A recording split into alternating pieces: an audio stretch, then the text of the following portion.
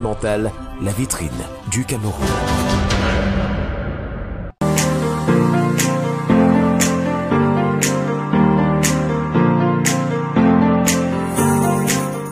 Vous rêvez de vous déplacer en toute sécurité et dans le confort partout au Cameroun? Polycom Voyage et Tourisme réalise ce rêve en vous offrant sa gamme de véhicules de toutes marques adaptés à votre demande. Berline, 4x4, bus, Yas. Équipés de GPS, des chauffeurs expérimentés, Polycom vous offre des prestations au meilleur rapport qualité-prix. Polycom Voyage et Tourisme est situé au quartier Vogada, face Mirador Hôtel. Réservez dès maintenant votre véhicule au plus 237 222 229 790.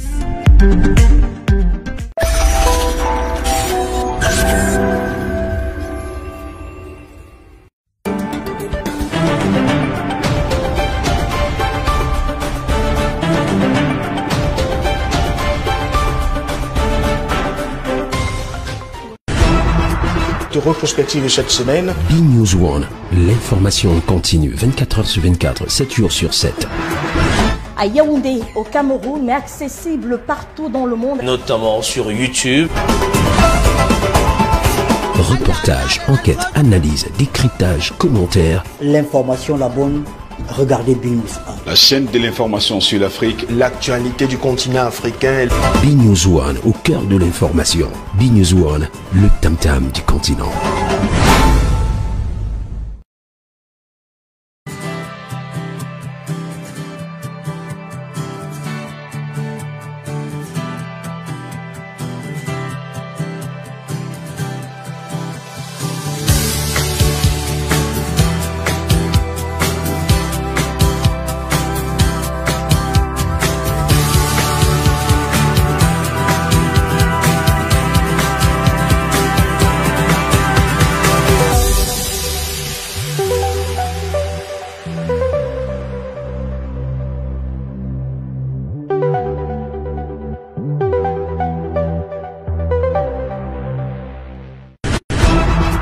De rétrospective de cette semaine. B-News One, l'information continue 24 heures sur 24, 7 jours sur 7.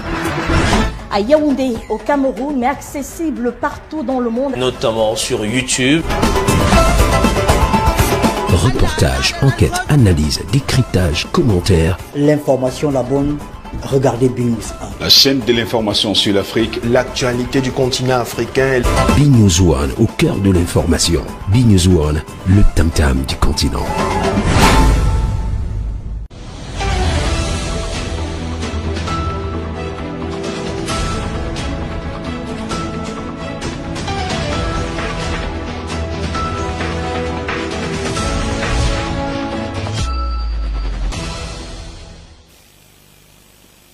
Mesdames, Messieurs, bonjour, bonsoir, merci de nous retrouver sur le plateau de B-News, un deuxième sortie de la semaine de votre programme Obama Time. Et ce soir, nous faisons une incursion dans les universités d'État du Cameroun.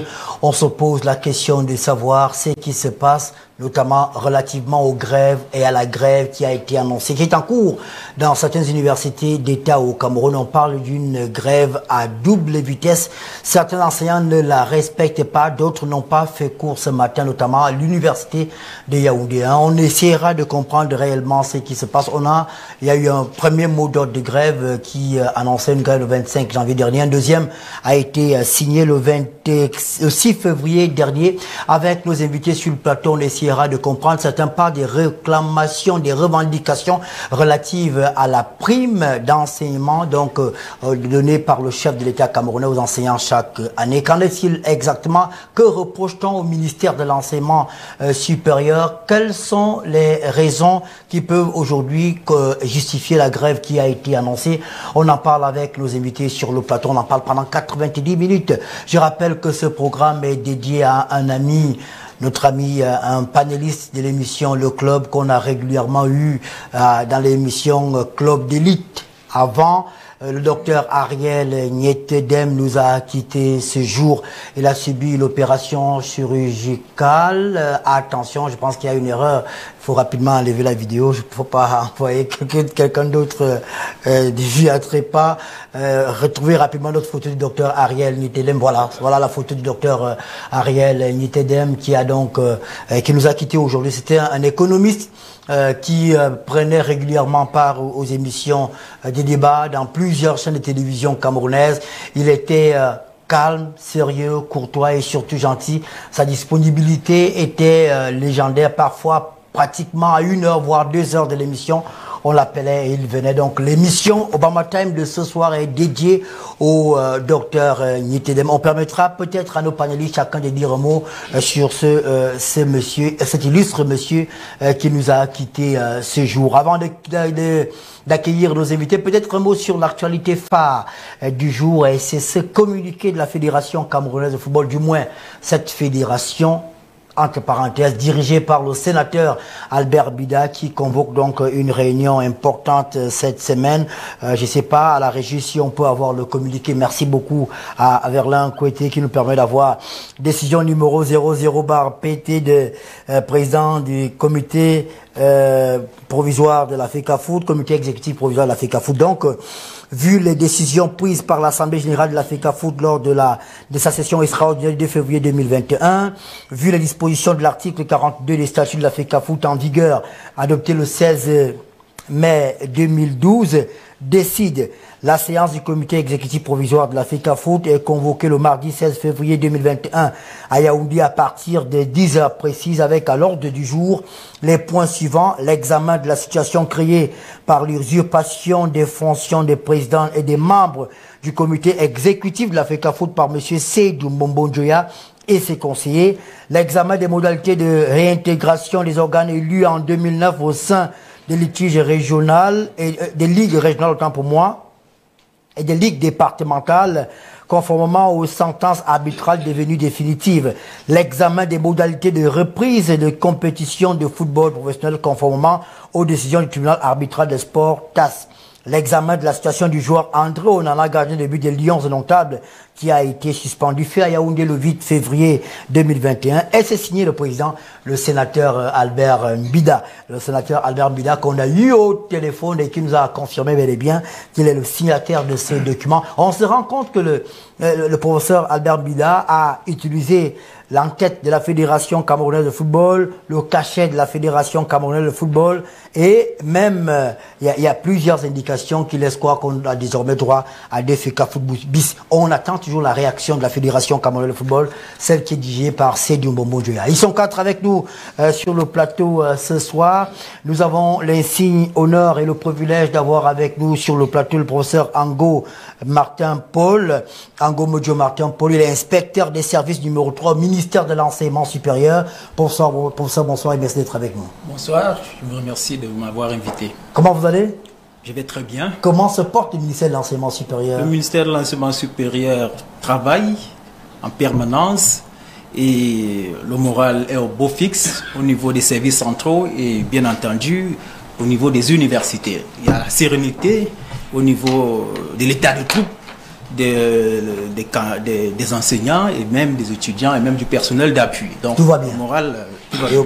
D'accord. Ok. Merci d'être avec nous ce soir, professeur Martin-Paul Ango Modjo. On accueille également un autre enseignant d'université. Lui, il est très présent dans les médias, Dr Fidelanké. Il est philosophe, enseignant au département de philosophie de l'université de Yaoundé. Prof, bonjour. Bonsoir, monsieur Obama. Ça va? À tous les co-panélistes, ça va très bien. Alors, vous avez un lot de documents qui j'aime un peu, parce que je vois... c'est la Bible ou c'est quoi, prof? Je voudrais d'abord, avant de répondre à votre question, vraiment exprimer ma tristesse par rapport au collègue qui est décédé. C'est toujours triste de perdre une intelligence fine et avenante. Et je ne peux que souhaiter toutes mes condoléances et mon courage à la famille éprouvée et à toute la communauté éducative universitaire. Bon, là, nous avons ici un ensemble de textes qui sont totalement violés tous les jours. Et je voudrais que vous voyez avec moi comment on viole les textes qui sont signés soit par le président de la République, soit par le peuple parce qu'il y a des lois qui sont totalement violées. Et je voudrais qu'on comprenne que l'université est totalement à lambeaux, contrairement à ce qui est dit ici sur le plateau.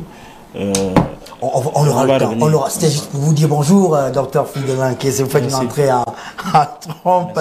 On accueille également notre professeur, c'est Joseph Lebel Tamassé.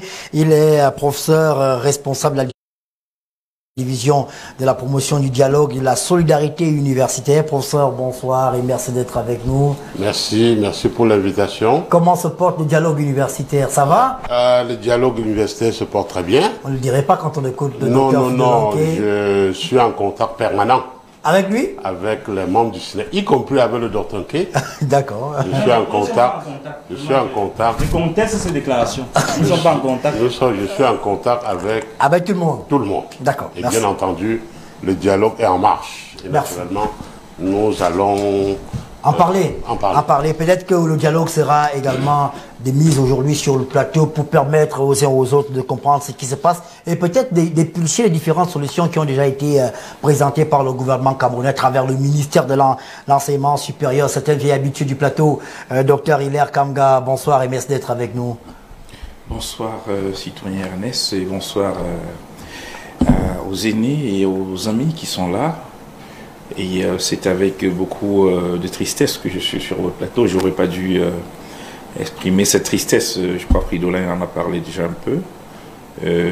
Ariel, c'est un ami de longue date. On a eu le temps de se retrouver sur votre plateau, c'est une évidence. Mais avant ça, depuis 20 ans, on a cheminé sur un certain nombre de chantiers ensemble. Il avait l'avantage sur moi d'être économiste sur des sujets que j'avais eu une maîtrise très très faible lorsqu'on était en commission pour un certain nombre de dossiers, notamment dans le cadre du système des Nations Unies. Et c'est lui qui a apporté l'expertise économique qu'il fallait pour qu'on puisse comprendre un certain nombre de problématiques. Et Ariel, le docteur Nitene, il part avec des projets que nous avions et c'est avec beaucoup de tristesse qu'on a appris ce matin son départ.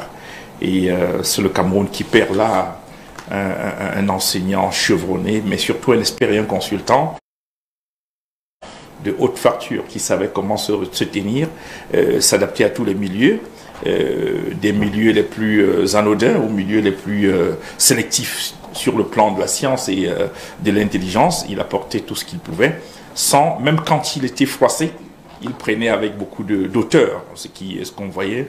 Et donc je vais ici, au nom de tous ceux qui l'ont connu comme moi depuis une vingtaine d'années, demander à son épouse et à ses enfants de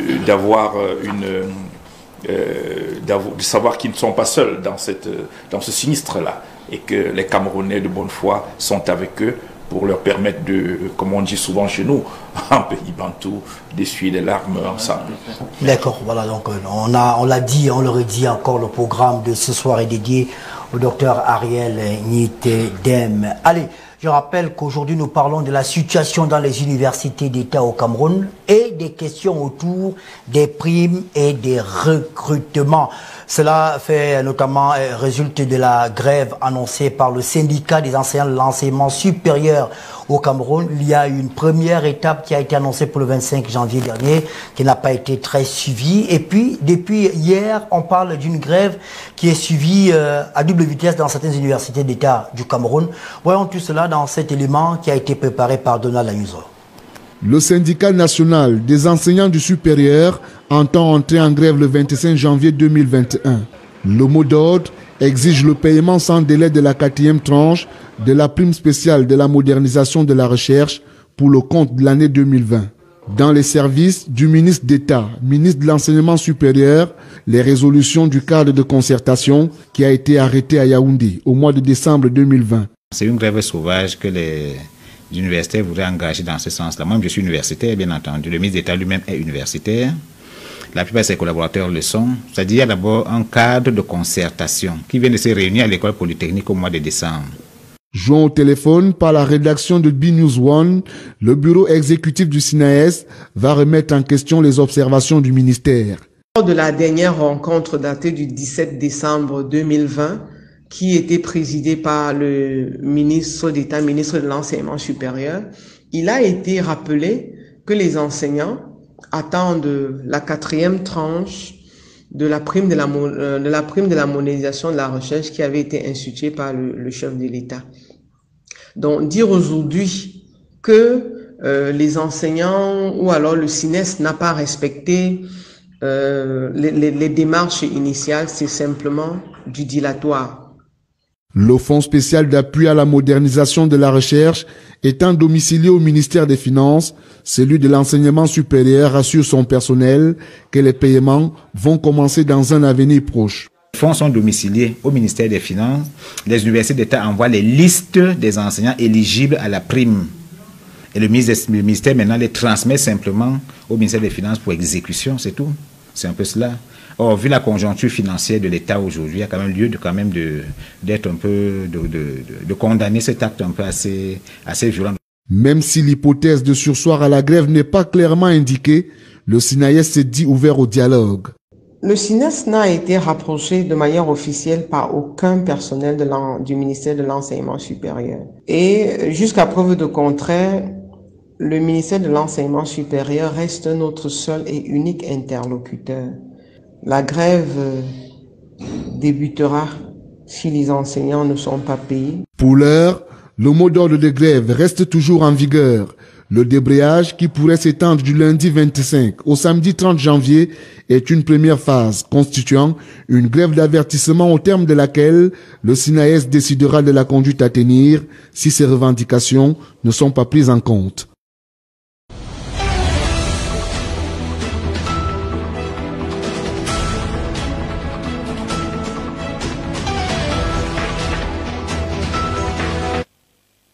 Merci à Donald Ayuso qui nous a permis d'avoir le décor qui est désormais planté. Je pense qu'on va d'abord passer la parole au mandataire du SINES, puisque, il faut le rappeler, vous avez été mandaté par le SINES.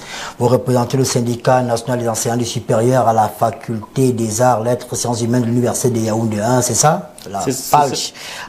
Qu'est-ce qui fait problème dans les universités d'État au Cameroun? Qu'est-ce qui a motivé et qui fonde la grève, entre parenthèses, en cours? Monsieur Obama, nous sommes dans une situation où vous avez vu les assurances de monsieur le chef de la communication, monsieur le ministre d'État en charge de l'enseignement supérieur. Il rassure beaucoup, il doit vraiment rassurer parce qu'on n'y croit plus. On n'y croit plus.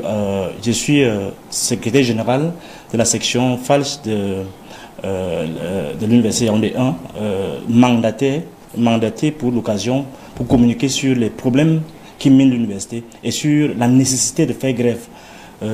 Donc je suis peut-être l'un des théoriciens de la réforme de l'université, peut-être j'exagère, mais c'est ce qu'on dit. Mais en réalité, il y a un problème de fond, c'est que notre université est malade. On parle beaucoup de primes là, mais ce n'est rien à comparer à ce qui se passe fondamentalement. Il y a deux questions de fond. La question des conditions de vie des enseignants, la condition, et qui implique les conditions de vie des étudiants, et la question générale de l'académie. L'académie implique aussi la question de la réforme au niveau de la recherche, qui est inexistante. Vous voyez, dans une université, avec toutes les assurances que vous avez vues là, mais il n'y a aucune recherche qui est engagée, aucune professionnalisation des enseignants. Je précise, donc il y a deux points ici. S'il vous plaît, je vous en prie. J'ai rappelé les modalités de l'émission en début. Quand quelqu'un parle, on l'écoute, on peut prendre des notes, j'ai des papiers, mais je souhaite, docteur Anké, qu'on reste sur la grève. Qu'est-ce qui motive la grève actuelle dans les universités d'État? On pourra s'étendre plus tard parce qu'on n'a pas assez de temps, on n'a que 90, il nous en reste peut-être 70. Qu'est-ce qui motive la grève actuelle dans les universités d'État au Cameroun? Vous avez été mandaté par le syndicat des enseignants du supérieur. Dites-nous. Je vous ai dit deux choses. Il ne veut pas inventer les causes. Première cause, c'est que sous cette affaire des primes, c'est-à-dire la 4e tranche de la prime de modernisation, la prime spéciale, qu'on dit désigner la prime spéciale du chef de l'État pour la modernisation de la recherche, elle est réclamée par nous avons au moins 2000 collègues qui n'ont pas reçu la prime. Mais au-delà de ça, parce que réclamer une prime, c'est vraiment, on ne devrait pas arriver à cela. Il y a des questions de fond que nous posons, qui sont les conditions de vie dans lesquelles nous éduquons, nous prétendons inscrire nos étudiants, qui sont presque à l'image même de la déconsidération que nous avons, que le gouvernement nous pose. Et la deuxième chose, c'est que fondamentalement, vous devez comprendre, c'est important, que si dans une université, il n'y a pas la recherche, il n'y a pas le pan recherche, il n'y a pas toutes les infrastructures qui vont avec, il n'y a pas déjà même au niveau du contenu des enseignements, qui sont presque inexistants. Parce que ce qu'on a là, c'est des récitations qui ne sont plus adaptées à notre monde. Nous devons donc faire prévaloir cela, parce que nous sommes en quelque sorte, l'université nous appartient. L'université n'appartient pas au gouvernement. L'université appartient au corps enseignant, aux étudiants, aux enseignants, au peuple, en fait. Donc, nous devons constater ce qui pose problème et l'opposer. Or, la façon dont c'est géré, c'est comme si c'était une université qui appartient à un groupe de personnes qui peuvent décider de donner les primes, de ne pas donner en fonction de leurs humeurs. Donc ça pose un problème de fond. Voilà ce que nous réclamons. 2000 enseignants n'ont pas reçu leur prime, c'est bien ça? Et pas les conditions de la prime spéciale du chef de l'État. Et vous avez reçu la vôtre? Oui, j'ai reçu. Vous n'avez pas de problème. Moi, je n'ai pas de Donc problème. il y a une discrimination dans le paiement des primes. Exactement. À quoi sert cette prime et depuis quand elle a été instituée par le chef de l'État? La prime, si mes souvenirs sont bons, il y a j'ai la documentation, il y a de cela en 2014, je pense.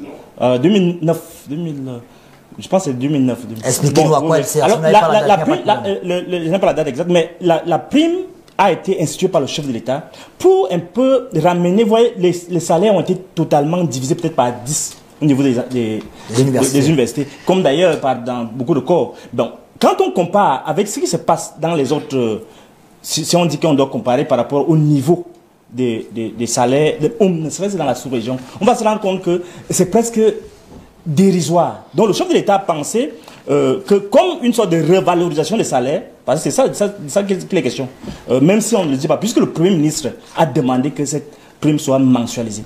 J'ai un document que je vais vous remettre que la prime soit de manière mensuelle, que ça soit intégré dans les salaires. Oui. Donc c'est une prime qui en quelque sorte revalorise un peu le salaire des enseignants. Mais en réalité, ça participe de la recherche, pour promouvoir un peu le b.a.-ba de la recherche. C'est-à-dire que vous allez dans un colloque, vous devez produire des ouvrages, vous devez aller sur le terrain. Donc il y a un ensemble de préalables qui pourraient aider à ce que l'enseignant assume vraiment ses responsabilités. Donc on a institué cette prime-là et elle est donc donnée en fonction du grade et en fonction du grade. Vous avez vu la dernière fois, avec beaucoup de légèreté, le ministre de l'Enseignement supérieur a publié les taux, avec beaucoup de légèreté, beaucoup de déconsidération des taux qui reviennent à chaque corps, à chaque niveau, à chaque grade. Donc,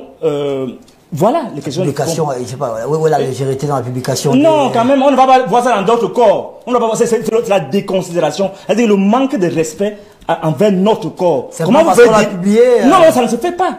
Ça ne se fait, il faut être de l'immaturité, même s'il veut aller un peu plus loin. On va rester courtois. Oui, c'est pourquoi je dis, je vais être courtois. Je dis donc c'est la déconsidération. On ne peut pas comprendre que, vous savez combien on donne comme prime aux magistrats. Vous savez comment on donne comme prime aux gradés des forces de l'ordre. Vous savez quelle est la raison pour laquelle on doit donner cela? Donc vous n'avez pas apprécié le fait que cela soit publié. On ne peut pas comprendre cela, en fait. D'accord. J'ai devant moi, avant de passer la parole au docteur, au professeur Joseph Lebel Tamazi, qui est impatient de prendre la parole. Le mot d'ordre de grève, il faut qu'on le lise pour qu'on sache les deux principaux points qui ont été retenus par le syndicat. Vous allez prendre la parole. Le bureau exécutif national du syndicat national des enseignants du Cameroun, Ben Sines, réuni le 6 février 2021 en session extraordinaire, a examiné un seul point à l'ordre du jour, l'état des paiements de l'allocation spéciale pour la modernisation de la recherche. Le Ben Sines constate qu'à ce jour, il n'y a pas eu évolution dans le paiement de l'allocation spéciale pour la modernisation de la recherche. Plus de 2000 enseignants des universités d'État attendent toujours le paiement de leur allocation. Le Ben Sines reste ouvert au dialogue. Le Ben Sines réitère que la grève suspendue le 30 janvier 2021 reprend. Le 8 février 2021 avec cessation des activités d'enseignement et d'évaluation, proposition de sujets, surveillance et correction pour le bureau exécutif national, professeur Topi Focho Blaise. Alors, professeur, qu'est-ce qui se passe pourquoi 2000 enseignants n'ont pas reçu leur allocation? Oui, merci. Avant de répondre à votre question, je dois apprécier la jeunesse du Dr Nké. La jeunesse du Dr Nké qui vient d'entrer à l'enseignement supérieur, qui vient d'embrasser le mouvement syndical et qui naturellement ne maîtrise pas les contours du dossier. Parce que lorsque le Dr Nké dit qu'il n'y a pas de recherche dans les universités d'État, il a changé de grade tout récemment. En changeant de grade, il a dû produire de la recherche. Je vous dis, il dit qu'il n'y a pas de laboratoire dans son mot introductif. Je dirais à Dr Nké, je l'inviterai à visiter mon laboratoire. Je lui dirai qu'il y a le laboratoire high-tech à l'université Yaoundé 1. Il y a le centre de biotechnologie qui a été agréé à faire les tests Covid. Il y a de nombreux laboratoires à l'université Yaoundé 1 qui fonctionnent. Depuis 2009, que le chef de l'État a institué cette prime, les changements de grade évoluent crescendo. Les enseignants produisent une recherche de qualité. À l'université de Tchang l'année dernière, il y a 25 enseignants qui ont eu des prix à l'international. Grâce à la recherche. Dans la recherche, à cause de la qualité de leurs travaux de recherche. Tout cela va au crédit de l'allocation spéciale pour la modernisation de la recherche universitaire. J'étais de ceux qui ont négocié pour l'obtention de ce que nous avons appelé à l'époque le programme triennal d'amélioration des conditions de vie des enseignants du supérieur, que le premier ministre Mafani Moussongé avait promis aux enseignants que la demande étant trop forte, le chef de l'État ne peut pas donner en une seule fois. Et en 2000, le chef de l'État a signé un décret qui rééchelonnait l'indice des enseignants du supérieur. En 2002, il a signé un deuxième décret qui revalorisait les primes de l'enseignement supérieur et les primes de technicité. En 2006, le chef de l'État a fait payer la dette académique. Et en 2009, le chef de l'État a institué l'allocation spéciale pour la modernisation de la recherche. Qui s'élève à combien? Qui, au moment où le chef de l'État créait cette prime, il y avait 4 milliards 108 millions dans la cagnotte. Et aujourd'hui? Aujourd'hui, on est à 10 milliards 500 millions qui, depuis 5 ou 6 ans, n'a pas évolué. Alors que la dépense réelle est de l'ordre de 14 milliards de francs CFA. Donc il faut chercher le surplus pour combler. Il faut que le ministre d'État au quotidien ait en travail avec le ministre des Finances pour trouver les moyens pour faire cette recherche. Dire qu'il n'y a pas de recherche à l'université, c'est dire que le chef de l'État a mal fait de mettre cette prime. D'accord, on voit bien quand on vous écoute qu'il y a une attention qui est constante du chef de l'État vis-à-vis des problèmes qui concernent le supérieur. Mais lorsque le Dr Nké dit que le ministre d'État de l'enseignement supérieur, dans son communiqué, en publiant les montants, parce que le Sénat laisse croire, comme le Dr Nké le dit, que le chef de l'État ne fait rien pour la recherche universitaire. Le ministre d'État de l'enseignement supérieur a l'obligation de communiquer. Le chef de l'État a fait beaucoup.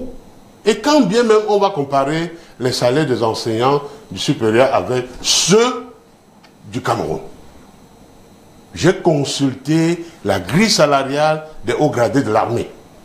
J'ai consulté la grille salariale des corps de la police.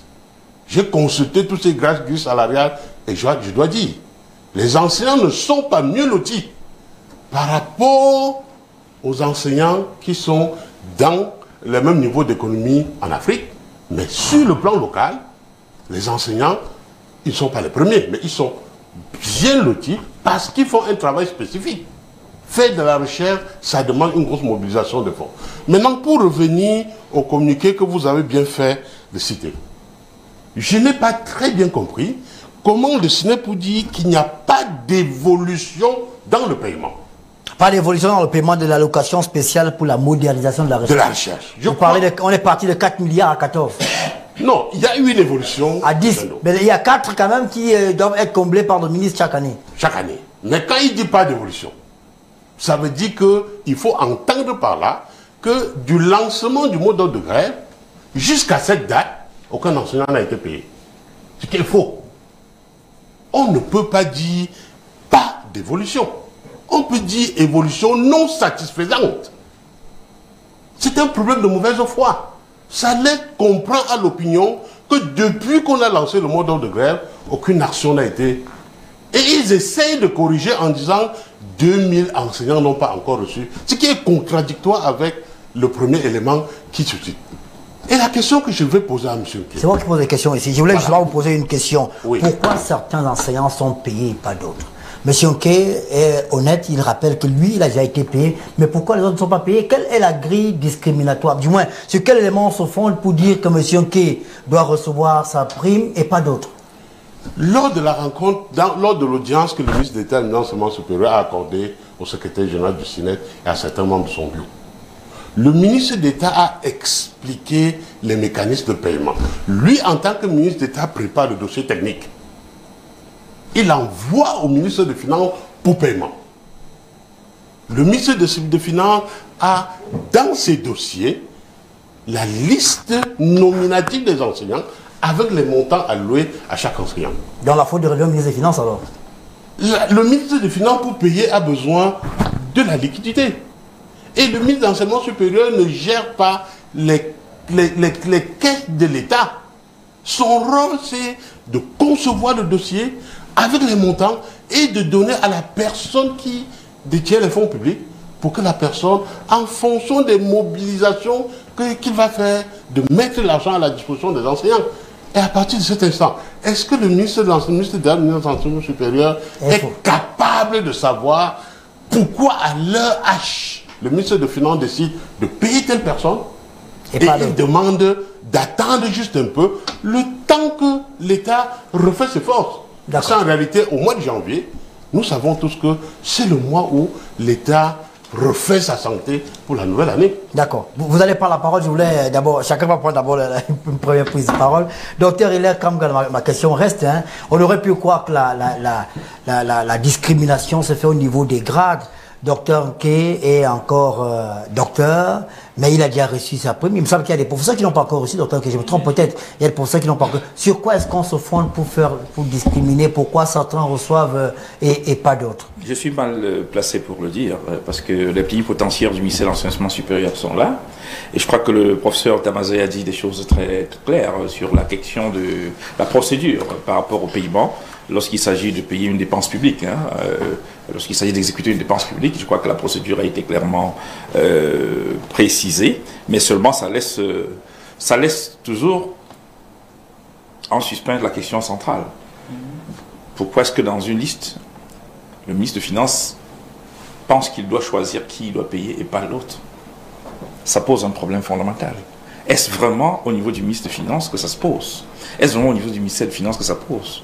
Parce que je vois mal ici comment est-ce que le ministre des Finances, que je sais très rigoureux, peut recevoir une liste de gens à payer. Soit il les paye à ce moment-là, entièrement, soit il diffère le paiement pour tout le monde. Sinon, ça crée un élément discriminatoire qui ne me semble pas être dans l'ADN de ce monsieur, que je crois pouvoir connaître un tout petit peu. Donc, du coup, il y a un problème qui se pose. Il faut détecter le nœud de problème ailleurs. Vous pensez que la discrimination se fait en amont, au niveau du ministère de l'Enseignement supérieur? Sûrement qu'il y a peut-être d'autres grilles qui permettent d'envoyer des listes peut-être par vague, je ne sais pas. Moi, je ne veux pas répondre à la place des gens qui sont là, parce que le ministre a envoyé... Il y a deux plénipotentiaires du ministère là qui sont mieux placés pour dire les choses plus précisément. Mais simplement, je voudrais quand même embrayer sur un fait précis, parce que là, quand on aura des explications, peut-être ça m'amènera à revoir ma position, mais je crois qu'on est encore là dans l'univers de la mafia que je dénonce de manière permanente. C'est-à-dire qu'on crée tout pour essayer de laisser dans un environnement mafieux ce qui devrait être normal. À la réalité, le CINES fait un excellent travail depuis 1991. Je crois à sa création aux années 91, ça fait un excellent travail. J'ai eu le privilège de travailler avec Njongwane Djipoko, qui est le premier, qui était, je crois, le premier secrétaire exécutif, premier président, je crois. J'ai eu le privilège de travailler avec lui dans les années les plus chaudes à la réalité. Et je sais que le CINES nous a accompagnés avec des intentions extrêmement positives. Et même le dialogue universitaire a été ouvert sous son air, parce que non seulement il était rigoureux, mais il avait quand même la prédisposition de dialoguer et de trouver des compromis qui permettent d'avancer et non de bloquer les situations. Ça, c'est une chose. Maintenant, la question centrale pour moi, celle que j'ai voulu, à laquelle j'ai voulu bien avoir une réponse, c'est dire que pourquoi est-ce que le débat c'est sur la prime spéciale? Pourquoi est-ce que l'ordre gouvernant au Cameroun décide de centrer son action sur des primes spéciales et non sur la revalorisation automatique des salaires. Parce que c'est un problème de fond. Lorsque, dans les années 90, pour des raisons économiques et autres, on décide de dire il faut que tout le monde serre la ceinture, naturellement, l'universitaire, l'enseignant d'université, voit son salaire qui est divisé par 3, 4, dans certaines conditions. Lorsque la reprise est avec l'atteinte de l'initiative PPTE, il me semble que la logique aurait voulu que on ramena les salaires à leur niveau de base à ce moment-là, que de maintenir à un niveau assez dérisoire et d'y ajouter des primes qui peuvent être élastiques à la réalité. Et là, ça a un problème, un autre revers. Pourquoi parler de primes de recherche au lieu de financer la recherche? Parce qu'il me semble que l'équation aurait été simple. Si on voudrait que la réforme soit sérieuse, on revalorise le salaire de l'enseignant en fonction du niveau de finances publiques et on met en place un fonds de financement de la recherche qui, cette fois-là, questionne et appelle à la gouvernance universitaire réelle. C'est-à-dire que on ne vient pas me donner tous les trimestres un montant précis, même si je ne fais rien, même si je m'en vais peut-être me balader à Genève ou chez moi, à Strasbourg avec. Mais on me dit, je dis, dans le cadre de mon projet de recherche qui va durer 3 ans, j'ai besoin de tel financement, et on met ça, on débloque à Madi. Et quitte à ce que, de manière périodique, comme dans les universités et les académies sérieuses qu'il y a dans le monde, quitte à ce que périodiquement, j'essaye de déposer les éléments d'avancée de ma recherche pour justifier le déblocage de la suite des financements. Mais ici, on est dans une situation où on donne des primes de recherche. C'est-à-dire quelque chose qui peut cesser demain et pour lequel on n'a même pas d'évaluation. Parce qu'à la réalité, je voudrais bien que, au niveau du ministère de l'Enseignement supérieur, qu'on me dise comment est-ce que ces 10 milliards qui sont débloqués chaque année, comment on évalue que ça produit une recherche conséquente? D'accord, justement. Parce qu'à la réalité, au lieu de financer 2000 personnes pour 10 milliards, à la réalité, on pourrait financer 200 personnes pour 5 milliards et avoir un résultat. Et maintenant que les salaires des enseignants de l'université soient mis au niveau où ils ne seraient pas dans une posture de mendicité vis-à-vis de leurs étudiants. J'apprécie votre réflexion, mais pour le moment, essayons de régler d'abord les questions de la grève et puis on va évoluer. Professeur Ango, quand je lis le communiqué du CINES, il y a une voie qui est toujours ouverte, le dialogue. Est-ce que le ministère de l'Enseignement supérieur a rencontré le CINES? Est-ce que vous les avez écoutés? Quelles sont les propositions qui leur ont été proposées? Est-ce que celles-ci ont été réellement implémentées? Peut-être avant de répondre à votre question, je voudrais d'abord calmer les esprits sur ce plateau pour dire qu'il n'y a pas de feu dans l'enseignement supérieur. Il y a de la sérénité au niveau de la recherche et il y a de la détermination au niveau de la production scientifique. Bien entendu, il y a des collègues qui ne reçoivent pas, en fait, qui n'ont pas encore reçu les primes. Il est tout à fait normal et logique que les uns et les autres expriment leur mécontentement. Et ce mécontentement n'est pas dû au ministère de l'Enseignement supérieur, ni même au ministère des Finances, mais c'est la conjoncture sociale qui est la situation économique du Cameroun. N'oubliez pas que le pays traverse des périodes très difficiles pour trouver des financements, pour trouver de l'argent liquide, pour payer et même pour financer beaucoup de travaux. Le Cameroun est engagé dans les travaux d'infrastructure routière, le Cameroun est engagé dans la crise anglophone. Il y a le Covid également qui est passé par là. Alors c'est pas facile de mobiliser, vous savez les conséquences du Covid. Mais je dis que nous, enseignants, nous devons rester sérieux. C'est-à-dire, l'État nous a confié une responsabilité, nous devons mettre la valeur absolue. Je crois que c'est quand même l'éducation des enfants de ces pays. Alors, d'où vient-il que vous n'avez pas peut-être reçu votre prime? Vous dites que vous n'enseignez pas, vous ne travaillez pas. Moi, je travaille. Je suis allé travailler. Aujourd'hui? Oui. À l'université de Yaoundé? Tout à fait, à l'université de Yaoundé 1, qui fonctionne à merveille. Vous n'avez pas respecté le mode de grève? Non. L'université fonctionne. L'université fonctionne. Il n'y a pas de grève. Il n'y a pas de grève dans les universités. Moi, j'ai dispensé mes enseignements aujourd'hui, j'ai évalué dans le cadre des examens. Donc, moi, je dis, je voudrais appeler l'attention des collègues, y compris ceux du CINES, sur l'intérêt général qu'il va falloir préserver. Alors, quel est l'effort de guerre des enseignants du supérieur aujourd'hui? Le Cameroun a tout fait pour nous situer à un niveau d'aisance. Le président de la République, le premier ministre chef du gouvernement, le ministre d'État, les recteurs des universités. travaille à ce que l'enseignant ne soit pas quand même le dernier de cette société. Alors, mais qu'est-ce que nous rendons? Alors, j'ai dit, le ministre d'État a publié un communiqué il y a moins d'une semaine. Il a reçu effectivement le SINES où un compromis avait été trouvé, n'est-ce pas, où il a expliqué les raisons pour lesquelles le paiement était progressif. Vous-même, vous savez qu'il s'agit des mécanismes de déblocage de fonds au ministère des Finances. Il n'y a pas que les enseignants. Il y a les militaires, il y a les médecins, il y a etc. Alors, le ministère des Finances qui juge de l'opportunité et du paiement, mais il faut quand même reconnaître que l'enseignement supérieur est quand même, occupe une place de choix dans le corps du ministre des Finances, qui très souvent opère des déblocages rapides pour que les enseignants soient payés. Alors, je voudrais quand même dire à M. Eke de se calmer. Parce que j'ai l'impression que nous ne sommes pas dans la même université. Lorsque nous sommes dans l'université, tout ce que vous décrivez, le constat catastrophique que vous présentez au Cameroun, c'est pas ça, en réalité. Ce n'est pas ça, ce n'est pas vrai ce que vous racontez. Les enseignants ne sont pas dans des mauvaises conditions de travail. Allez dans les laboratoires, je vous parle en tant qu'inspecteur des services. Parce que je descends dans les universités au quotidien pour voir ce qui se passe. Les laboratoires. Et il ne faut pas seulement voir les enseignants, les étudiants, le personnel d'appui. L'État ne peut pas tout faire, c'est vrai. Mais on ne peut pas dire aujourd'hui que l'université est dans un état catastrophique comme vous le décrivez. Les conditions de travail sont tout à fait acceptables. Les primes internes passent normalement. La prime de recherche passe. Les enseignants vacataires ont leurs heures complémentaires, etc. Toutes les universités travaillent à ce que, au moins, que la majorité des problèmes soient réglés. Juste une question avant de revenir au docteur Fridolin. Il y a également une question de la gestion de cette prime-là. Il y a des enseignants qui, depuis des années, reçoivent la prime, mais on n'a aucune recherche. Non, alors, écoutez, je vais répondre à votre question. Je voudrais prendre une seule variable, un seul indicateur, les ressources humaines. Vous comprenez?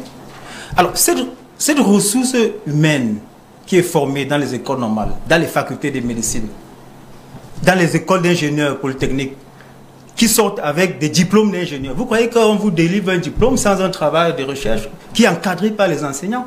Alors, donc la prime là, c'est pour l'encadrement alors? Mais c'est tout ça la recherche. La recherche n'est pas seulement les ouvrages que nous publions. La recherche à l'université, c'est même la thèse de doctorat, c'est un travail de recherche. Vous connaissez combien de thèses de doctorat sont soutenues dans les universités? Bon oui, mais les enseignants, les professeurs... les professeurs... Je confesse que j'avais une autre idée de la recherche. Voilà, c'est ça, c'est que je vous explique. Merci de m'édifier, hein. Je vous dis donc que la recherche à l'université s'opère au niveau basique. Au niveau des enseignants, on est dans la recherche. Bien sûr, puisque lorsque vous passez dans un amphithéâtre, vous allez faire de la recherche pour pouvoir actualiser vos cours. C'est un travail de recherche. D'accord, s'il vous plaît. Docteur, vous aurez la parole. Le deuxième niveau de la recherche, M. Obama, c'est la production scientifique. Tout à fait. Alors, pour passer donc d'assistant chargé de cours, maître de conférence, professeur titulaire, c'est conditionné, entre autres, pas de la publication des articles. Je voulais qu'on s'accorde d'abord sur la recherche. Vous avez peut-être une... vous aurez la parole. Vous aurez la parole. Vous voulez ajouter quelque chose? Oui, je vais ajouter quelque chose. Sur la recherche? Sur la recherche. Oui. Je voudrais inviter Dr. K et tous les autres. Mais monsieur Obama, vous lui avez donné la parole deux fois. Il y a une injustice derrière. Ils sont deux contre moi. Vraiment, il ne faut pas que vous commentiez à dire. S'il vous plaît, monsieur Obama. S'il vous plaît, docteur K. S'il vous plaît. Le professeur Tamazé, permettez. Vous aurez encore la parole. Je vous donne la parole juste pour faire une question sur la recherche. Il a parfaitement raison. Et c'est lui qui devrait prendre la parole. Je voulais l'éclairage sur la recherche. Le professeur Ango nous dit que la recherche, il y a une première recherche dans l'enseignement. Quand on enseigne, on fait de la recherche. Il y a également de la recherche scientifique. Je croyais que vous ajoutez un élément. Je devais ajouter un élément. Allez-y alors rapidement, avant qu'on lui passe la parole. Dans l'encadrement des travaux de recherche, il a dit déjà. Arrive dans un laboratoire équipé par le maître. Fait ses travaux et deviendra lui-même maître. environ 1000 thèses de doctorants ont été soutenues seulement l'année dernière dans les universités d'État. C'est la recherche. Ça, c'est la recherche. Je dois inviter monsieur qui est sorti d'ici de voir à Research Gate le nombre d'articles pour cette année publié en 2020. Ah, ça c'est la recherche, parce que la publication des articles c'est différent de l'enseignement. C'est compris, professeur. Merci beaucoup. On va passer la parole au docteur Kay. Je suis content d'abord d'accord sur le concept de recherche. C'est quoi la recherche selon vous? La recherche a deux niveaux. Parce que quelqu'un m'a dit tout à l'heure que je suis jeune. Mais je crois que c'est parce qu'ils sont vieux qu'ils ont tout oublié en fait.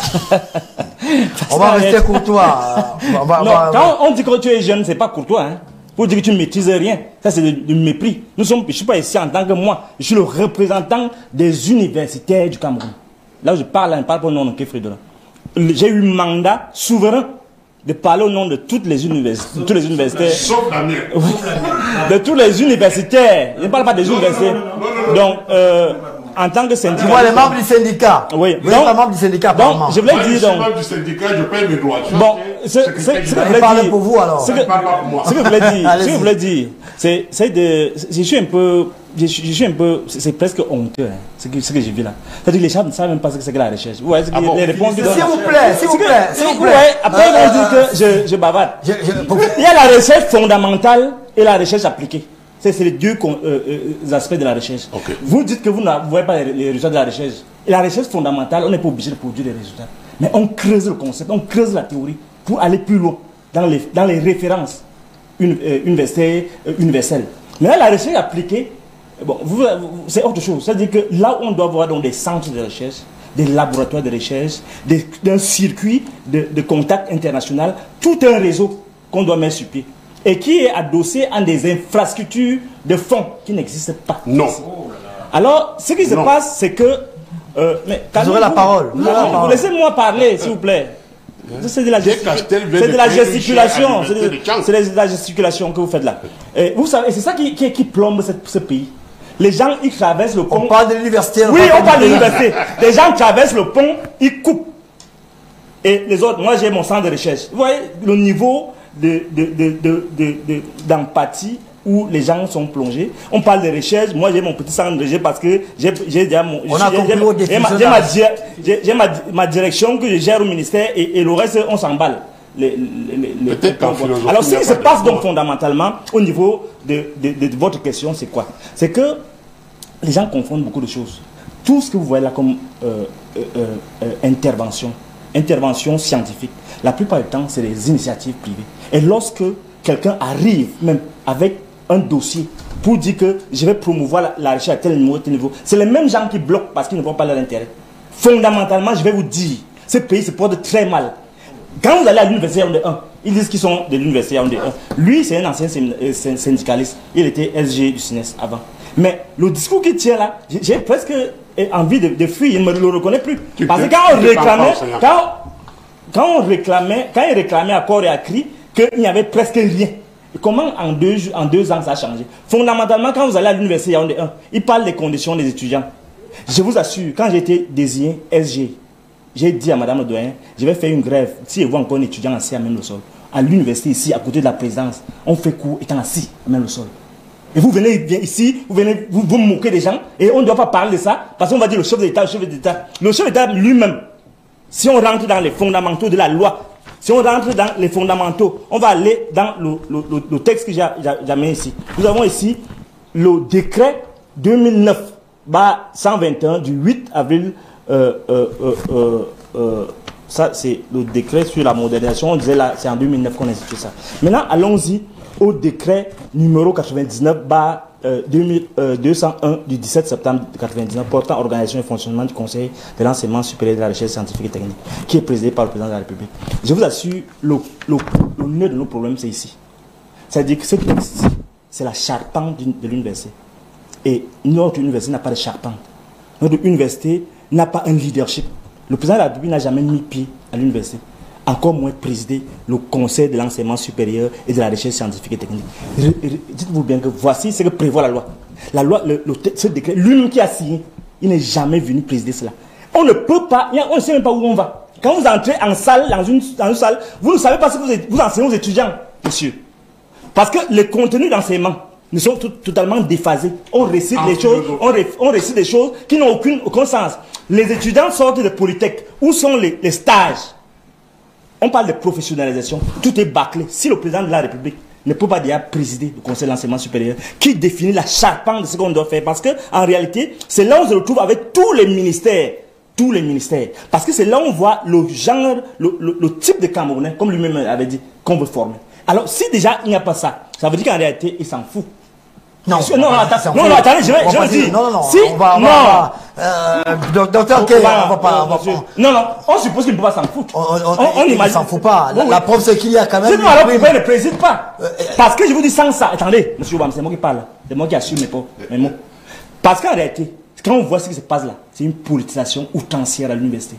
Vous voyez, celui qui est là actuellement, il ne parle que politique. C'est pourquoi il ne comprend même pas ce qu'est la recherche. Parce qu'en réalité, quand on lui pose des questions, il ne sait même pas qu'est-ce qu'il doit dire. Et je vous dis, c'est très sérieux ce que je dis là. Et j'assume mes paroles. Il ne faut pas s'amuser avec ce que je suis en train de dire. Parce qu'il y va de l'avenir de nos enfants. Je gagne quoi à venir parler? Moi, je m'apprime, non? Mais quand je vois, je suis payé pour quoi en fait?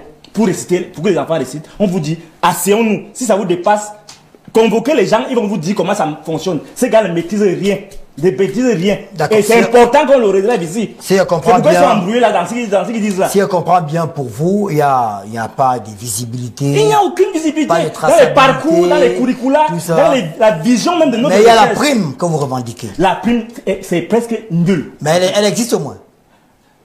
On n'a pas besoin de ça. On n'a pas besoin de cette cloche. Vous n'avez pas répondu à ma question. Est-ce que la prime existe? Elle existe. Est-ce qu'il y a eu, malheureusement. Est-ce qu'il y a eu une amélioration de la prime? Non, ils ont dit maintenant Ils ont dit que on est parti de 4 milliards à 10 milliards. Attendez, il manque 4 milliards en fait, presque 5 milliards. Il a dit, il a dit, bon, j'ai les chiffres. Mais il y a quelque chose qu'il doit dire. Vous voyez pourquoi ils sont en train de se comporter ainsi? C'est important que vous compreniez. Parce qu'en réalité, ce qui se passe, c'est que vous voyez comment on nous méprise, on nous clochardise. 2, on nous appâte avec des petits postes, comme ils ont des petits postes là, c'est la fin du monde. 3, on nous humilie, on s'auto-humilie. On dit non par rapport aux autres corps, machin. Vous voyez le niveau de dégradation morale. Et vous allez dire que c'est Motazé qui a un problème. Le problème n'est pas Motazé, c'est nous-mêmes. Parce qu'il est là depuis. Si vraiment on avait mis sur place, il parle beaucoup de Paul Biya fait, Paul Biya fait. Laissez Paul Biya tranquille. Il ne préside pas le Conseil de l'enseignement supérieur, on le lui reproche. Ce n'est pas une faveur qu'on lui demande de faire. C'est notre droit. Il doit présider, il doit venir à l'université. Mais le problème qui se pose à leur niveau, ils sont incompétents. Ils ne peuvent pas. Non, je dis c'est la vérité. Si, attendez. Docteur K, s'il vous plaît. Docteur K. Comment vous accusez au Moudazé alors que si on avait appliqué la réforme de 93? Monsieur K, s'il vous plaît, monsieur K, je vous retire la parole, s'il vous plaît. J'ai rappelé en début d'émission qu'on n'est pas là pour s'insulter. C'est la vérité, non? S'il vous plaît. S'il vous plaît. On n'est pas là pour s'insulter. C'est pas vrai. S'il vous plaît, je crois que si vous n'avez pas été mandaté par le CINES pour venir, pour avoir les propos qui ne sont pas orthodoxes vis-à-vis des personnes, des personnalités. Vous êtes là pour défendre un idéal, pour défendre. S'il vous plaît, pour défendre du moins ce que vous reprochez au gouvernement actuellement. Oui. Mais de là, les qualificatifs, je pense qu'on peut faire des économies. On peut faire l'économie des qualificatifs. Vous allez chuter. Qu'est-ce que vous souhaitez actuellement? Qu'est-ce que vous souhaitez avoir au CINES? Vous avez dit que vous souhaitez le dialogue. Il me semble bien que les mesures sont prises au niveau du ministère pour que les paiements soient. Qu'est-ce que vous souhaitez avoir actuellement? Nous sommes plus au niveau de la prime. Qu'est-ce que vous voulez? Nous voulons que les gens mensualisent cette prime, suivant le vœu du Premier ministre. Non. Deuxième chose. Il n'y a jamais eu ce texte. Deuxième chose. Ne faites pas comme non. Quand je vais parler, vous avez dit que il ne se respecte même pas. S'il vous plaît. Mais laissez-moi parler, monsieur. S'il vous plaît, je préfère, s'il vous plaît. Non, c'est faux. Professeur Tamassé, je vous ai vu avec, vous avez un papier. Oui, j'ai noté. Notez, tout à l'heure, mais il faut lui dire que c'est faux d'abord. Aucun Premier ministre n'a jamais demandé de mentionner la prime. Docteur, parce que par rapport à tout vous n'avez pas la parole, professeur. Allez-y, docteur K, chutez. Vous pouvez rire parce que vous avez. Allez-y. Moi, je ne veux pas. Vous voulez. Je suis. Qu'il m'accuse pas les jeunesses, sur le mépris. On ne va pas vous couper. J'ai dit, vous avez dit, je vous reprends, hein, je réinterprète ce que vous avez dit. Il faut mensualiser la prime. Deuxième chose, allez-y. Qu'on n'accuse pas les gens dans leur bévue. Parce que... Ça, c'est une mesure que vous voulez vraiment là? Oui. Parce qu'il faut qu'ils assument ce qu'ils sont en train de faire. Parce que on sort des dialogues avec monsieur le ministre d'État. On a fait des rencontres le week-end avec d'autres services de l'État. Vous étiez là en personne? Non, je ne peux pas aller. Je ne peux pas aller. Bon, parce qu'il va dire quelque chose qui n'est pas normal. Donc, en réalité, non, je ne m'entends pas avec ces gens, donc c'est mieux que je ne parle pas. Bon, alors si je voulais dire, c'est que qu'on n'accuse pas Motazé, le ministre Motazé, parce que depuis 2000, dans les années 2000, on a demandé au ministre d'État de clarifier ce compte d'affectation. C'est dans l'opacité totale. Donc on ne sait même pas. Donc tout ce ce n'est que les conséquences. Qu'on ne voit pas les conséquences. Ils n'ont pas été capables de gérer l'université. Et c'est les conséquences. Deuxième chose, c'est qu'on dit, en dehors de mensualiser cette affaire-là, deuxième chose, qu'on accuse par exemple, troisième chose, qu'on réforme l'université. D'accord. Et la réforme de l'université, il y a tout un ensemble. On leur a même donné un mémorandum. Je ne sais pas pourquoi ils ne s'attaquent pas aux questions de fond. Nous sommes là dans la gesticulation. Les problèmes de fond sont là. Il dit qu'il y a l'université, il y a équipé. Regardez, allez dans il n'y a même pas d'abord de bureau. Il n'y a pas regardez là où c'est basé. C'est tout à fait, c'est une humiliation totale. Et ils sont contents parce qu'ils ont traversé le pont. Donc on doit dire que l'université se porte mal. Et les étudiants font cours étant assis. Et ils récitent des choses qui n'ont plus aucune phase, aucune réalité dans le contexte dans lequel nous vivons. Merci. Je rappelle que nous sommes là, nous parlons principalement aujourd'hui du mode de grève, du CINES. On essaie d'examiner quelles sont les réclamations, qu'est-ce qui a été fait par le gouvernement. Et nous avons sur le plateau deux hauts responsables du ministère de l'Enseignement supérieur. Vous semblez avoir, du moins, perçu quelques erreurs. Je peux parler ici dans le propos de monsieur. Mais il y a des questions qui demeurent quand même. Au-delà de la grève, on évoque les questions de la gouvernance universitaire. J'apprends sur le plateau qu'il y a des laboratoires qui fonctionnent, alors que dans certaines universités, il n'y a même pas la connexion Internet. Il y a quand même des problèmes qui sont relevés régulièrement, des amphis qui sont bondés de monde, dont la capacité est largement dépassée. Mais restons à la grève. Voilà. Pourquoi au ministère de l'Enseignement supérieur, on ne crée pas un comité ad hoc de la gestion de la prime spéciale du chef de l'État, dans laquelle on retrouverait des responsables du CINES qui peuvent dire à leurs collègues quelles sont les difficultés que le ministère rencontre, notamment les difficultés liées au déblocage des fonds, notamment aux difficultés liées au fait que le ministère n'a que 10 milliards et il en faut aujourd'hui 14 milliards pour payer tout le monde. Pourquoi ça reste, pour reprendre l'expression du docteur Nké, dans une certaine opacité? Non, je crois que vraiment docteur Nké doit m'excuser quand je parle d'une certaine jeunesse. Ce n'est pas pour l'insulter, pour l'insulter. Quand il y a une compétence... Ce matin, une délégation désignée par le secrétaire général du CINES était au ministère de l'Enseignement supérieur pour s'enquérir du fonctionnement du compte d'affectation spéciale. Ils ont une séance de travail qui a duré 4 heures. Et régulièrement, tous les hauts responsables du CINES sont reçus par le gestionnaire du compte d'affectation spéciale qui laisse à la disposition des hauts responsables du CINES les modalités de gestion de ce compte. Naturellement, il participe à la gestion du compte. Il participe à la gestion du compte. C'est vrai, mais c'est jusqu'à ce que lamentable. Il faut être honnête, monsieur Tamassé. Il ne faut pas dire des choses parce que vous avez déjà mangé. S'il vous plaît. C'est pas normal. S'il vous plaît, c'est lui qui a la parole. Docteur Nké, il faut dire professeur Tamassé. Non, il n'y a pas de professeur ici. Monsieur Nké, monsieur Tamassé, laissez les titres là. S'il vous plaît. Ce que je veux la définition de la recherche vous a dépassé maintenant. Vous ne pouvez pas me parler de professeur. Quand vous parlez de la définition de la recherche, je l'appelle professeur. S'il vous plaît. Docteur Nké, vous savez, professeur. Il ne sait pas définir la recherche. Je suis professeur comment? Docteur Nké, est-ce que vous savez qu'ici, on peut parler, on s'écoute calmement. Ce n'est pas quand on crie qu'on a la raison. La raison n'est pas dans je sais pas, si le volume ou dans non, soyons courtois, parlons calmement. S'il vous plaît. Il s'est excusé pour cela. Non, il ne s'est pas excusé. Il s'est excusé. Non. Et s'il vous plaît, en tant qu'universitaire, je pense que c'est courtois d'appeler docteur, professeur. Non. Il y a des jeunes étudiants qui nous écoutent. Ça n'existe pas, ce n'est pas cela, le tropicalisme d'ici. Ça n'existe pas. Monsieur Tamassé, monsieur Nké, laissez les titres là. Parce que les titres là ne vous valent pas. C'est la vérité. Bon, on peut aussi dire que le vôtre ne vaut pas. Bien sûr, je suis monsieur.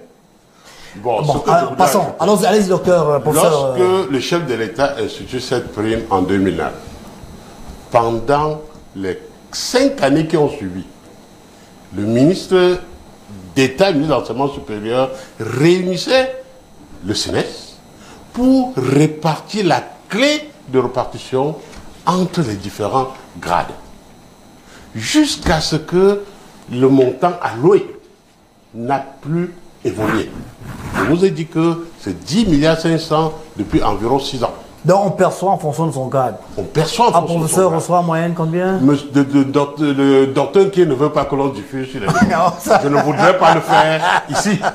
Parce que ce serait encore la preuve que le ministre de l'enseignement a dit en Mondiovision sur Benio le montant. Donc je préfère ne pas... Non, pour nos téléspectateurs, dites-nous, combien reçoit un professeur?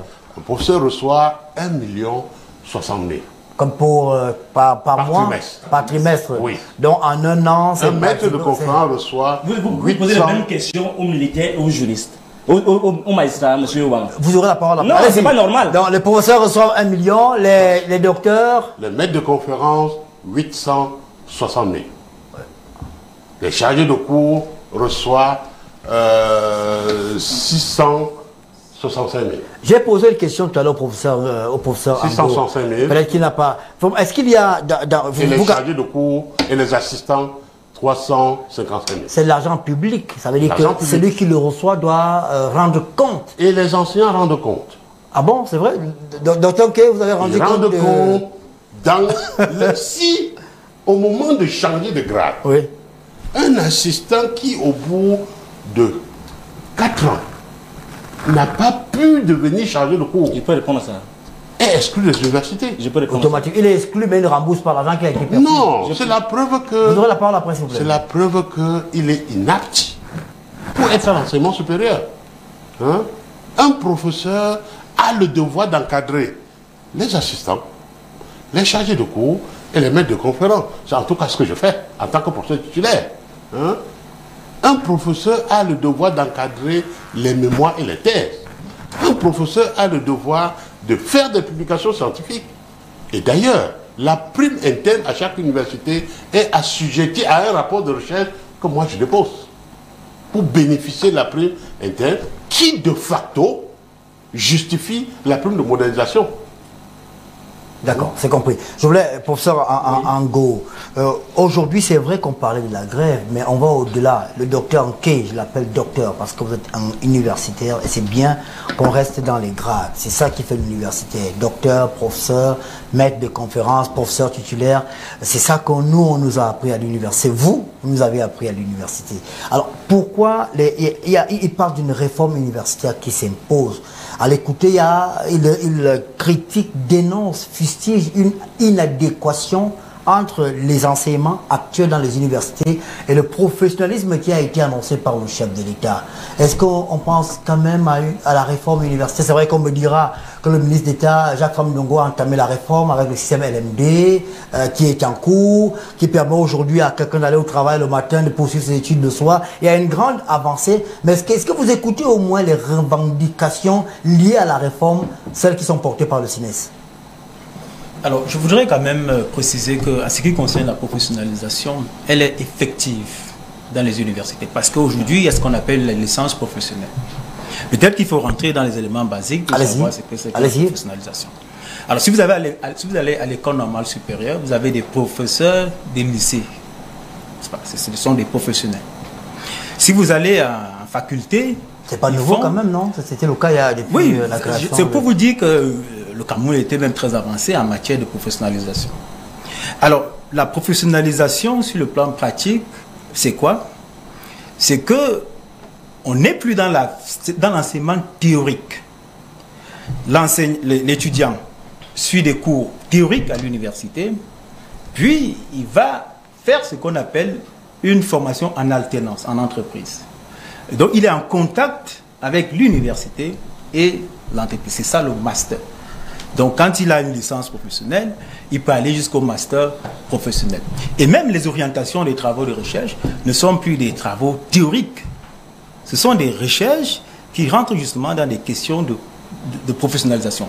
Parce qu'il ne s'agit plus aujourd'hui de former des étudiants qui ne peuvent pas s'insérer directement dans le monde de l'emploi. Il s'agit de créer un étudiant qui peut être lui-même créateur de son entreprise et qui peut recruter ses camarades à travers justement le projet. Vous savez très bien que la fonction publique ne peut plus recevoir tout le monde. La fonction publique camerounaise aujourd'hui n'a plus la capacité de recevoir. C'est pour cela que la révolution universitaire, qui est justement la professionnalisation des enseignements, c'est-à-dire que l'université aujourd'hui invite des professionnels, des chefs d'entreprise qui viennent dispenser des cours pratiques, et l'étudiant, dans le cadre d'une navette entre l'université et l'entreprise, peut aller faire une formation pratique en entreprise. Et donc, si je prends le cas, par exemple, d'une IPES, l'Institut privé d'enseignement supérieur, lorsque quelqu'un fait un BTS en communication, c'est de la professionnalisation. Et lorsqu'il vient, par exemple, à BNews faire un stage, ou une formation en alternance, parce que la rhétorique du stage est dépassée, c'est la formation en alternance. C'est ça, vous recevez des étudiants ici dans le cadre d'une formation professionnelle. Et donc, lorsqu'ils arrivent, ils viennent prendre des outils de professionnalisation. Donc, la professionnalisation, elle est là dynamique. Elle a révolutionné parce qu'aujourd'hui, beaucoup de Camerounais s'installent par eux-mêmes. Par exemple, au ministère de la Jeunesse, il y a des financements des projets d'étudiants. Au ministère de l'Enseignement supérieur, il y a le PROPAEJ qui finance des projets porteurs d'étudiants. Dans les universités, il y a ce qu'on appelle les incubateurs d'entreprises, financés par le ministère des petites et moyennes entreprises. Ouais, donc, il y a une révolution radicale des universités. Moi, quand je faisais l'université, je ne savais pas ce qu'on appelle une entreprise. Mais aujourd'hui, j'amène mes étudiants dans le cadre d'une entreprise culturelle. Alors, lorsque j'enseigne les arts littéraires, je peux amener mes étudiants dans un atelier d'écriture où on apprend à écrire justement le roman. Ce n'est plus la littérature française telle que le docteur Kay peut vouloir décrire, que c'est des cours qui sont décalés. Non, non, non. Je fais des cours théoriques, puis je vais avec mes étudiants dans des industries culturelles. D'accord. Comment est-ce que vous comptez au ministère? C'est vrai, le professeur Tamazel nous expliquait qu'il y a eu une réunion aujourd'hui avec les responsables du SINES. Comment est-ce que vous comptez faire pour arrêter la grève? Du moins, pour vous, il n'y a pas de grève. Le docteur Nkei nous rappelle le docteur Nkei n'a pas dispensé le cours aujourd'hui. Non, non. Ça fait déjà même 2-3 jours. Alors, vous voulez la solution, M. Obama. Je vais vous dire que je voudrais appeler, n'est-ce pas, l'attention des collègues du SINES. Je rappelle que le ministre lui-même est enseignant d'université. Hein, oui, qu'en réalité, la valeur absolue, ce n'est pas la prime. Je crois que la valeur absolue, c'est la construction de ces pays. Nous devons être conscients que nous voulons former une jeunesse pendant que vous n'allez pas au cours. Alors, que fait cette jeunesse? C'est ça le problème, parce que vous pouvez se rendre compte de ce que vous avez fait et causer du mal à ce... Tout le monde, vous avez droit à la grève. Mais les grèves sont quand même périodicité, elles sont quand même séquencées. Vous pouvez dire, c'est 3 jours. Et puis vous revenez enseigner. Vous pouvez dire 1 jour, vous revenez enseigner. Mais ce n'est pas des grèves illimitées pour des raisons de primes. Aujourd'hui, le SINES doit parler, comme disait le docteur Legamga, que faire des propositions dynamiques pour que le pays avance. Ce n'est pas toujours des revendications d'épicerie, des primes, tous les jours l'argent, etc. Non. Non, on va rester courtois aussi pour faire. C'est comme des revendications d'épicerie. C'est pas courtois. Il ne s'agit pas de mettre en avant de l'argent. Ouais. Il y a des jeunes qui meurent sur le front de bataille. Vous pouvez payer la vie de ces Camerounais, des militaires qui meurent tous les jours. D'accord. J'ai devant moi un document du SINES, justement, qui a fait des propositions. Je pense que c'était en 2020. J'ai quelques recommandations du SINES. Vous n'avez pas la parole, docteur Hilaire Kamga, mais je souhaite qu'ensemble, qu'on examine déjà, parce qu'on accuse de ce débat faire des propositions, mais il y en a là. Même si ces propositions ont une couleur de revendication en même temps. La révision du décret numéro 93, numéro du 19 janvier 1993, portant statut spécial des personnels de l'enseignement supérieur afin d'améliorer les conditions de vie des enseignants du supérieur par l'introduction de nouvelles primes. Prime de communication, prime d'électricité. Vous voulez payer les factures apparemment. Recommandation numéro 2, la revalorisation de 50% pour tous les grades du montant trimestriel de la prime de modernisation de la recherche dont le montant est resté fixe depuis 2014. Donc 50, ça veut dire qu'il veut passer à 2 millions par trimestre. Recommandation numéro 3, la renégociation totale de la convention signée en 2006 entre l'État et la compagnie d'assurance AXA Cameroun pour permettre aux enseignants retraités de bénéficier des mêmes avantages que les enseignants en activité et aussi prendre en compte l'accroissement de l'effectif des enseignants permettant l'augmentation de la couverture médicale et la baisse de la prime individuelle d'assurance. Recommandation numéro 4, l'amélioration de l'environnement des conditions de travail des enseignants du supérieur. Numéro 5, l'octroi aux enseignants-chercheurs des crédits avec flexibilité de remboursement auprès du ministère des Finances afin de favoriser l'accession à la propriété foncière des enseignants du supérieur. Numéro 6, la construction des centres hospitaliers universitaires dans toutes les universités du Cameroun, institutions universitaires ayant une faculté de médecine et de sciences biomédicales ou pharmaceutiques avec une prise en charge gratuite des enseignants et de leurs familles dans les centres universitaires. Et puis l'amélioration de la gouvernance financière dans les institutions universitaires.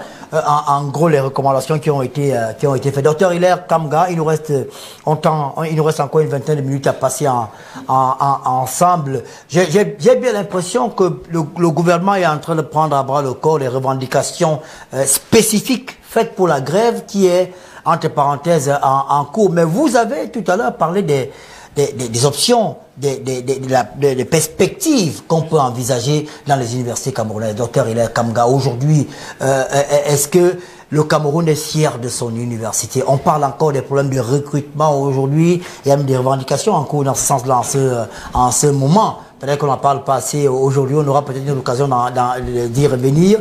Mais est-ce que le Cameroun est fier de son université? Qu'est-ce qu'il faut pour qu'il y ait une adéquation entre notre pays, son université et les enseignements? Il faut beaucoup de choses, hein, il faut le dire. Hein. Je me demandais encore si je vais prendre la parole. Non, vous avez la parole maintenant. Mais simplement, il faut évacuer quelques petits sujets qui ont été comme ça balancés pour rappeler que, à la réalité, c'est pas indiqué ici de poser la problématique des paiements, de le déporter pour mettre sur le dos du ministre des Finances, qui à la réalité, je crois, c'est un très bon arbitre très souvent. Donc du coup, il semble que le problème doit rester au ministère de l'Enseignement supérieur, qui lui produit la documentation technique qui permet de paiement et qui permet de payer. Et puis donc là, les arbitrages, c'est un autre dossier. Un sujet très bien compris. Et j'ai un problème. Et puis votre question vient à point nommé. Ce qui m'intéresse ici, le professeur Tamazé est bien placé pour savoir une chose importante. C'est que s'il n'y a pas des états généraux de l'université, il y aura toujours un problème. Pourquoi je dis qu'il est bien placé? Parce que, ayant été dans le CINES et à des niveaux de responsabilité très élevés, avec son ancienneté que je connais bien, il connaît pourquoi en 91, 12, 13, les choses ont plombé. Pourquoi? Qu'est-ce qui s'est passé? Et comment est-ce que la réforme universitaire de 93 a été finalement adoptée? Cette réforme qui était assez positive dans sa présentation s'est avérée être aussi un problème dans sa mise en œuvre. Parce que moi j'ai publié un article relatif en 1998. Ça a posé beaucoup de problèmes parce que, à l'époque, je mettais déjà des réserves sur la réforme. Parce qu'il y avait un nœud, il y avait une dimension pratiquement politique de la réforme. C'est pour ça qu'il faut revoir cette réforme aujourd'hui, faire une autre réforme. Et cette réforme ne peut être que la conséquence des états généraux de l'université. Pourquoi je parle de relance politique? Parce l'UNISUP ou l'UNIFI? Hein? l'UNISUP. l'UNISUP, non, j'ai dit l'université. J'ai cru entendre l'UNIFI. Non, j'ai dit l'université, donc de l'université. Donc c'est l'UNISUP qui doit porter ce projet. Parce que les relents politiques, c'est quoi? C'est qu'il faut adresser une question effectivement des grèves, puisqu'on parle des grèves juste maintenant. L'université paralysée en 1991, 12-13, le campus mort est là, et puis il y a des morts, mes camarades y sont tués, je ne sais pas, c'est un autre débat. Mais simplement, ces sacrifices ont amené à repenser l'université. Mais à le repenser, malheureusement, c'est certains auteurs qui le disent, et ça je le précise d'ailleurs dans mon article, à le repenser politiquement. S'il y a des éléments comme la multiplication des universités, la décongestion des universités qui nous permet de produire 6 universités au lieu d'une à l'époque, il y a quand même il y a un nœud fondamental. L'enseignant est paupérisé à l'époque, parce qu'on vient de ramener son salaire d'au moins un tiers, et on lui livre l'étudiant. C'est ça la réforme de 93, qu'il faut corriger aujourd'hui.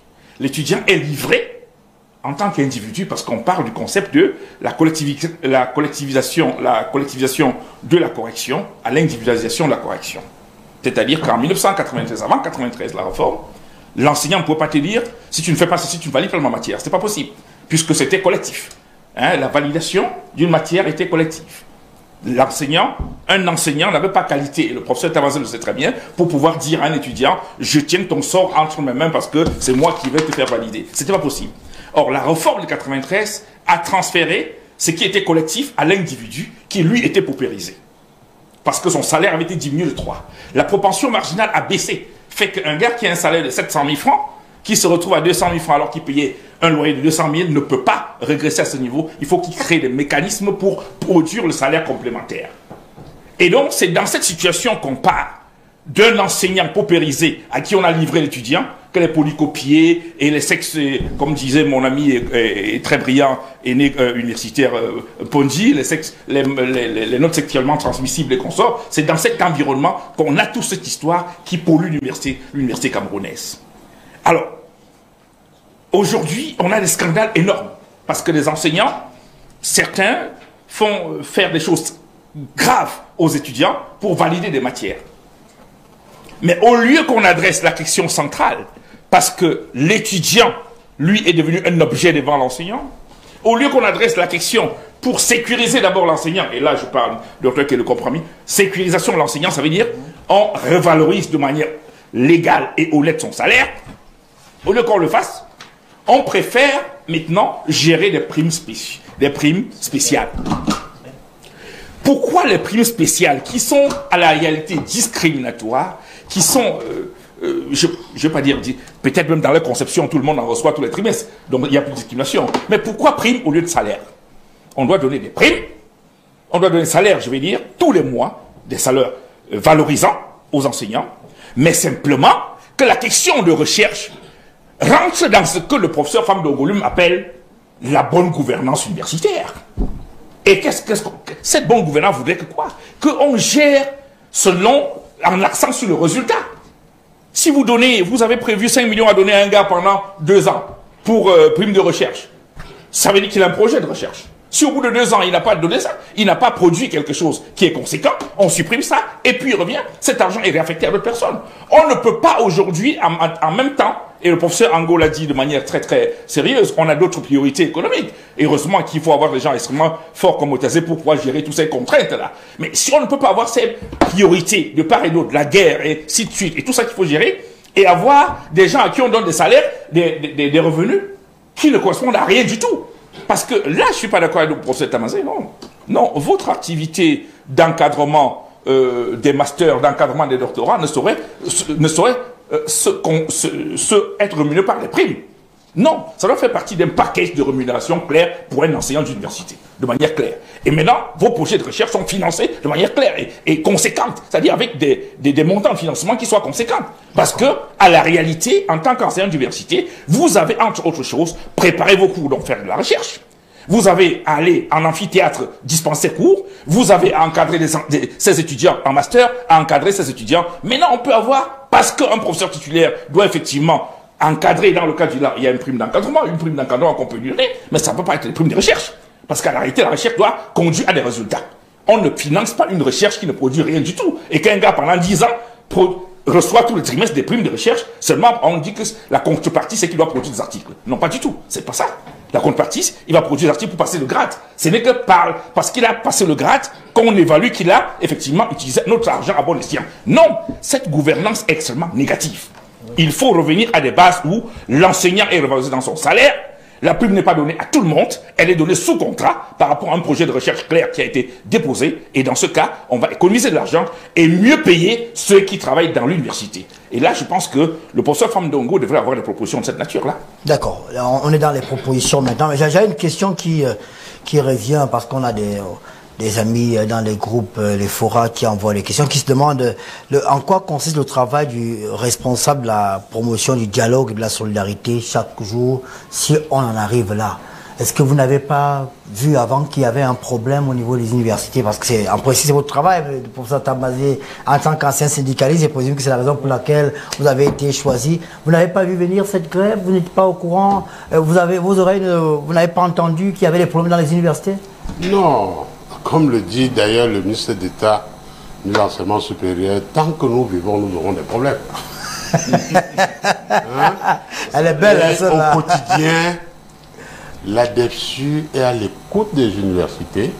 La DEFSU est en discussion au quotidien avec les universités. Le secrétaire général du SNES, je l'ai au téléphone à tout moment. Les coordonnateurs SNES des universités d'État, je les ai au téléphone.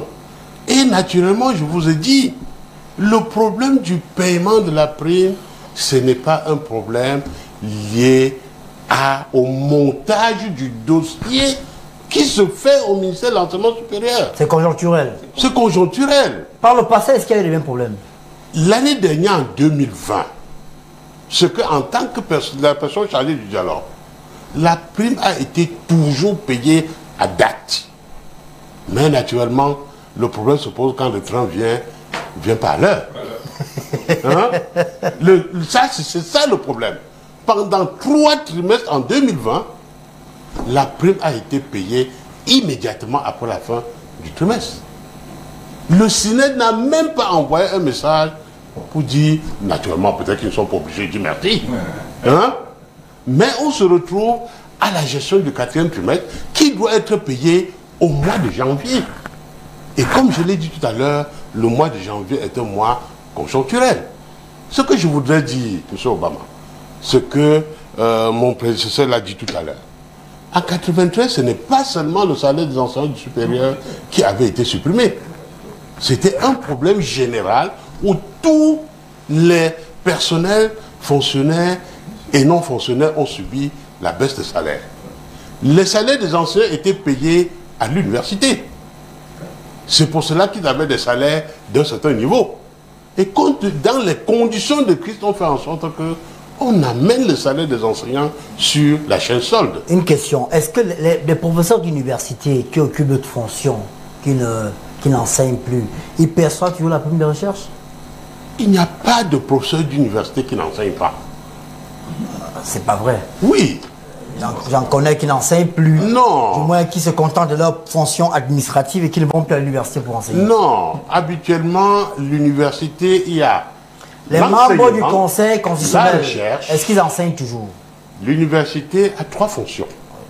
L'enseignement, la recherche et l'appui au développement. Ah, donc même s'il n'enseigne pas, il a quand même une fonction. S'il assure l'une des 3 fonctions, qui sont les missions régaliennes de l'université.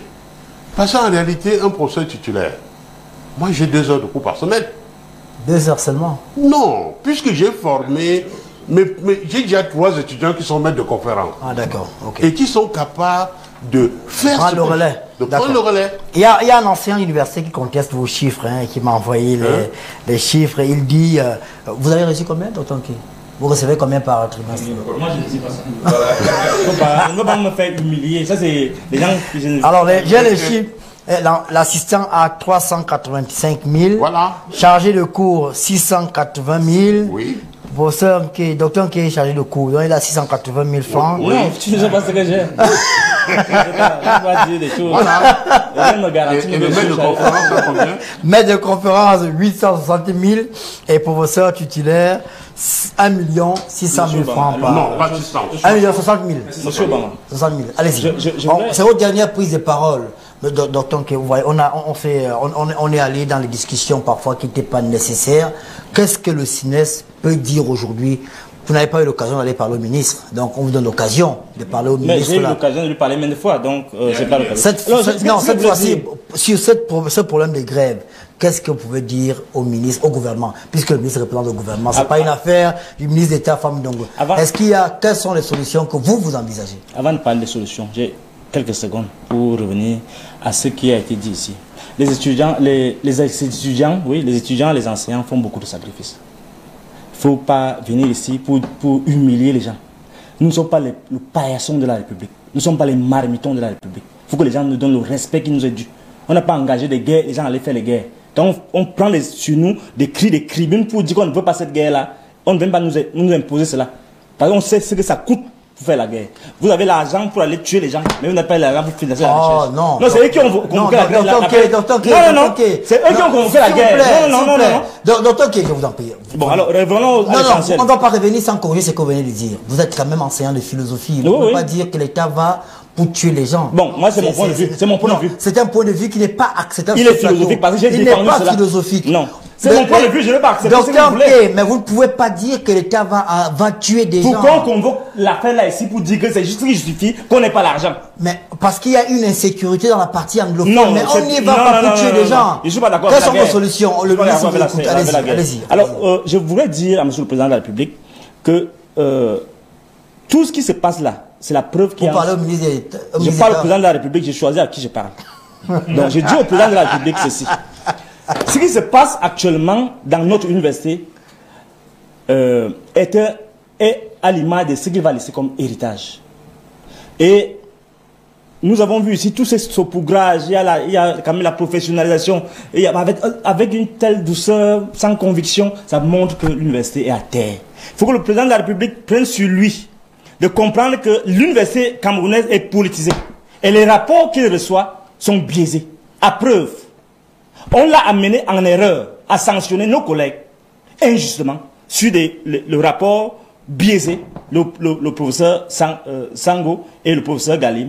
Ils ont été suspendus sur des rapports biaisés parce que les gens ne veulent pas faire ce qu'ils ont à faire et ils choisissent de faire la distraction. Alors, nous devons dire à M. le Président de la République, l'université est à l'image de ce que nous avons vu ici. Certains sont bien placés parce que ils sont en position d'être du côté sécurisé du pont, et l'autre côté qui est en train de dépérir est en train Vous voulez être de l'autre côté, apparemment? Non, je leur interdis même de m'amener là-bas. Donc je ne vais pas y aller. Alors, ce que je veux dire à M. le Président de la République, c'est que tout est politisé à l'université. Depuis 16 ans, c'est la navigation à vue.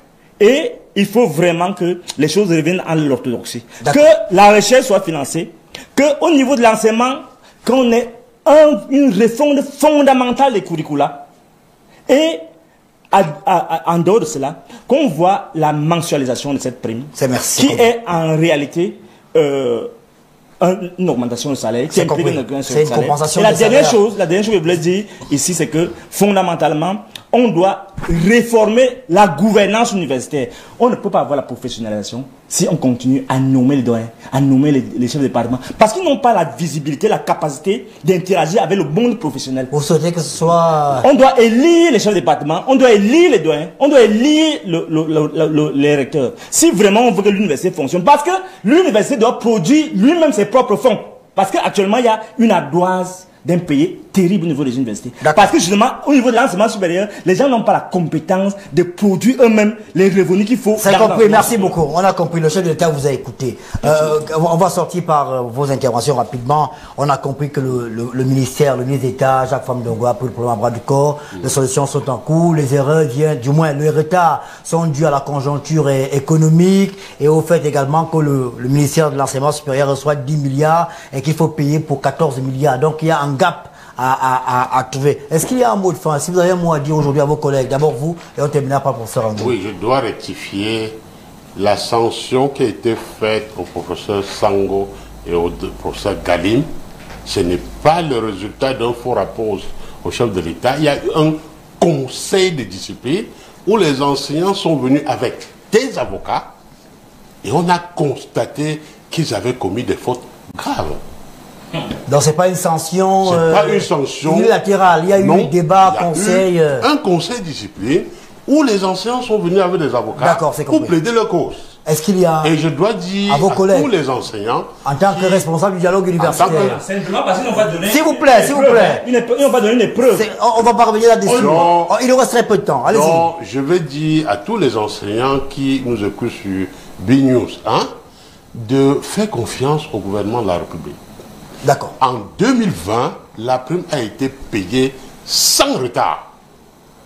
Et cette prime qui n'a pas d'arriéré, parce que tous les enseignants du supérieur ont régulièrement reçu leur prime depuis 2009. cette prime sera payée. Le ministère des Finances est en train de prendre toutes les mesures pour que le paiement arrive le plus rapidement possible. Donc il faut être patient. Il faut être patient. Professeur Ango, est-ce qu'il y a un message du ministre d'État ce soir aux enseignants des universités d'État? Le message du ministre d'État, c'est que les enseignants continuent à exercer leur travail normalement, que les solutions sont même déjà en train d'être trouvées, et que nous allons construire avec les camarades et collègues du CINES, nous allons continuer à travailler, et que l'université reste ouverte au dialogue pour que la nouvelle gouvernance universitaire que prône l'apôtre, qui est le président de la République, le chef de l'État, puisse être implémentée.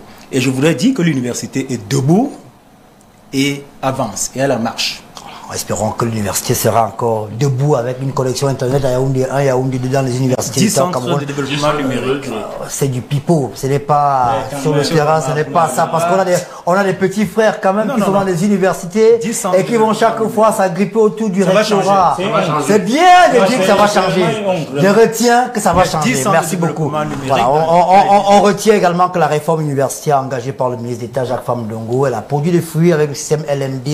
Il y a certains qui avaient déjà abandonné l'école, qui sont revenus à l'école grâce quand même à cette réforme-là. Elle est là. Elle est également un produit des grandes universités du Cameroun.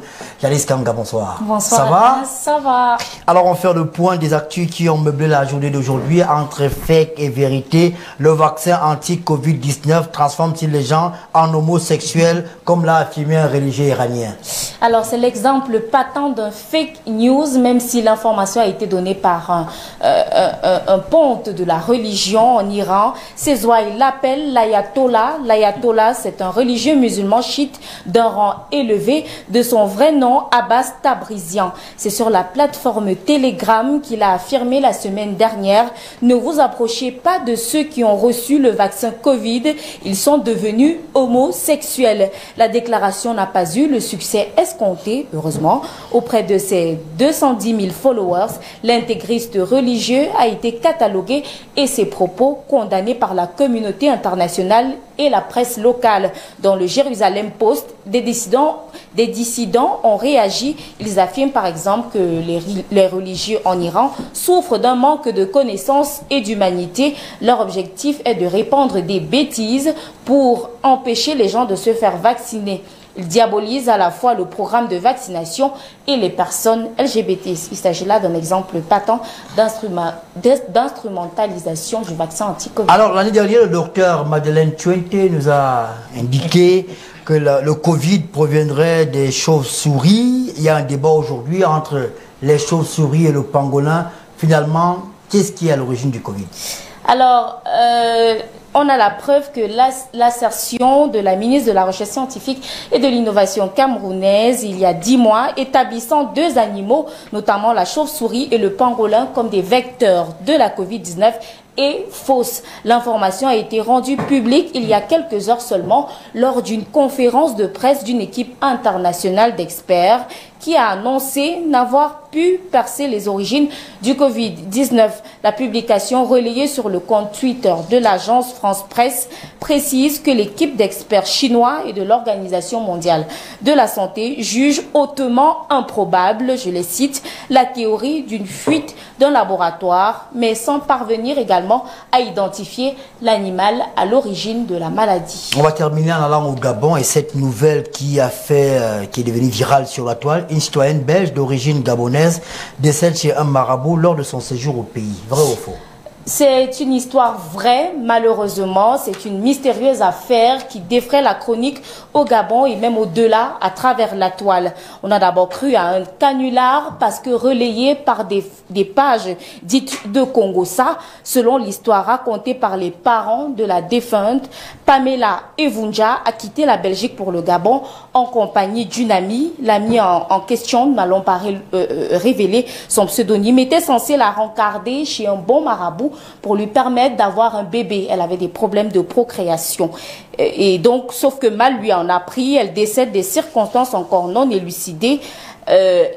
Cette amie a donc pris la poudre d'escampette et le marabout en question est en exploitation en ce moment auprès des forces de l'ordre de Port-Gentil. Ok, voilà ce qu'on pouvait dire ce soir. Merci Janice. Merci à vous. Et on va sortir par la dernière rubrique, la nouvelle rubrique de Obama Time. Chaque jour, vous aurez droit soit à une image, soit à une vidéo, soit à un chiffre du jour. Et aujourd'hui, on en sait un peu plus sur la résistance des Africains au Covid-19. Pourquoi le Covid n'attrape pas, entre parenthèses, les Africains? Nos amis de RMC nous proposent une réponse à cette question. 25, expliquez-nous, Nicolas Poincaré, l'Afrique est épargnée par le coronavirus. On se souvient des inquiétudes importante évidemment quand le virus est apparu, mais aujourd'hui c'est une question que l'on se pose depuis le début de l'épidémie, mais l'OMS avance plusieurs explications. Oui, des explications à ce qu'on pourrait appeler le miracle africain, puisqu'effectivement le continent le plus pauvre est heureusement aussi le continent le moins touché. Il y a moins de cas, moins de malades graves, moins de morts. Par exemple, 35 000 morts sur tout le continent depuis le début de la crise, c'est autant qu'en Italie, sauf qu'il y a 20 fois plus d'Africains que d'Italiens, 1,2 milliard d'Africains contre 60 millions d'Italiens. Autrement dit, le coronavirus est environ 20 fois moins mortel en Afrique qu'en Europe. La première explication, c'est l'âge. L'âge médian des Africains est de 20 ans. Ça veut dire que la moitié des Africains ont moins de 20 ans et l'autre moitié plus de 20 ans. Dans le monde, l'âge médian, c'est 10 ans de plus, c'est 30 ans. Et en Europe, c'est 20 fois plus, c'est 42 ans. Pour prendre les deux extrêmes, au Niger, l'âge médian est de 15 ans. Ça veut dire que vous êtes vieux quand vous avez 16 ans. Et à Monaco, l'âge médian est de 52 ans. Ça veut dire que vous êtes jeune quand vous avez 51 ans. Encore un chiffre pour indiquer la jeunesse des Africains. 3% seulement de la population a plus de 65 ans. En France, on est à 20%. Et ceci explique cela. On sait bien que l'âge est un facteur aggravant. Logiquement, sur le continent africain, 91% des malades du Covid ont moins de 60 ans et 80% sont asymptomatiques. Et l'Organisation mondiale de la santé souligne aussi que le mode de vie des Africains les a protégés. Voilà. Par exemple, les Africains voyagent moins et donc quand il y a moins d'échanges, eh bien il y a moins de contamination. Ils voyagent moins tout simplement parce qu'ils sont plus pauvres. Ils vivent beaucoup plus à l'extérieur parce qu'ils sont plus ruraux et même en ville, ils sont plus souvent dehors ou dans des bâtiments sans fenêtres pour des raisons climatiques évidentes. Et plus le temps passe, plus on réalise que c'est bien dans les lieux clos que l'on se contamine le plus. Enfin, en Afrique, les vieux restent chez eux. Il n'y a pas d'EHPAD, pas de maison de retraite. Or, ce sont des grands lieux de contamination. Pour résumer, c'est en étant beaucoup moins confinés que les Européens et les Américains que les Africains s'en sortent beaucoup mieux. Et puis on avance aussi désormais une raison génétique. Alors là, c'est passionnant. On soupçonne depuis le début de la crise que la propagation a aussi des causes génétiques. Les seules politiques de santé, la question du port du masque, par exemple, ne peut pas tout expliquer. Alors effectivement, il y a deux chercheurs, un Allemand et un Suédois, qui viennent d'identifier un gène qui vient de notre ancêtre, l'homme de Néandertal, un fragment de chromosome que l'on retrouve aujourd'hui sur des malades, mais aussi sur des fossiles d'hommes préhistoriques qui vivaient en Croatie il y a 50 000 ans. Qui ont fait du voyage quand même. Hein. Ces gènes sont toujours présents, mais de façon très inégale dans le monde. Nous, les Européens, on est 15% à porter un de ces deux gènes, puisqu'il y en a deux.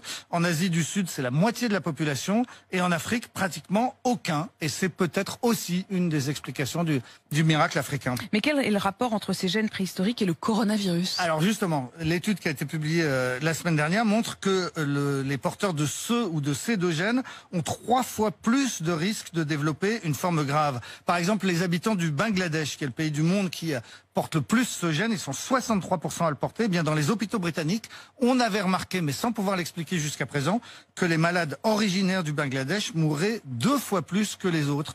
On a donc ce gène très très ancien qui explique une partie des inégalités face au virus. Et est-ce qu'on sait pourquoi les Africains ne sont pas porteurs de ce gène? Alors on le devine, c'est parce que ce qu'on appelle l'homme moderne, vous savez qu'on identifie souvent comme Lucie, la femme africaine qui vivait vers le lac Tchad et qui a été découverte par Yves Coppens. Donc ce qu'on appelle l'homme moderne est sorti d'Afrique il y a 60 000 ans. Il a croisé l'homme de Néandertal en Europe. Autrement dit, pour faire simple, Lucie a couché avec des espèces de grands singes quelque part au nord de la Méditerranée vers la Croatie. Et ensuite, eh bien, ces descendants croisés d'Homo sapiens de Néandertaliens se sont répartis, dispersés dans le monde entier, partout, sauf en Afrique. Ils ne sont pas revenus vers le continent de Lucie. Et voilà comment le coronavirus nous rappelle aujourd'hui cette vérité scientifique qu'on oublie parfois.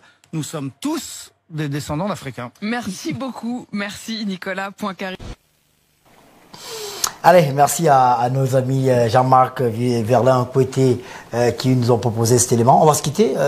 Docteur K voulait m'offrir quelque chose? Oui, effectivement, je voulais...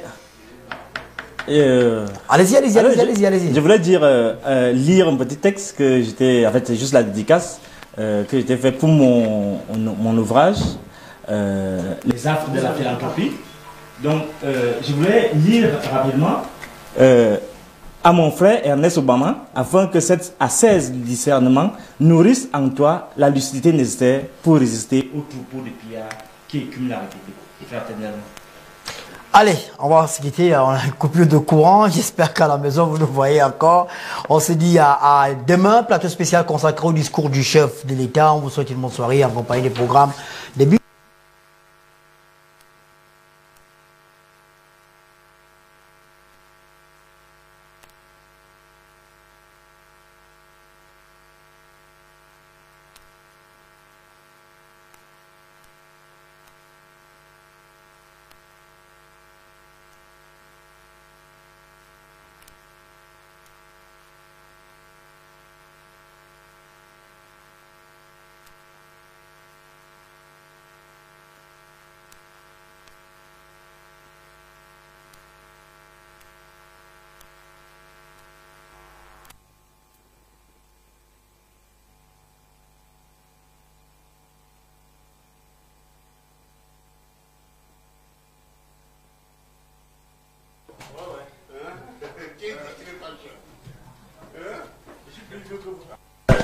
Laisse.